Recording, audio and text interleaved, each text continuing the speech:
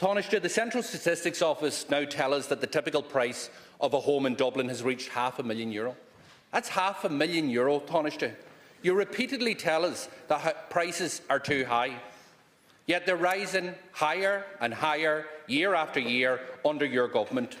In just 4 years alone, prices have jumped by €100,000 across the state. And how can you stand over this? To buy a typical home in Dublin now requires an income of over €100,000.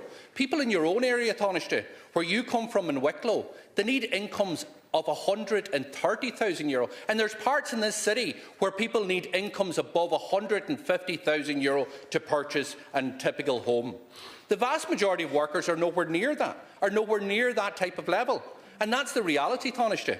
Even two solid, decent incomes are no longer enough. So how is anyone going to live in Dublin? How is a nurse, how is a Garda or a young teacher to build a life here?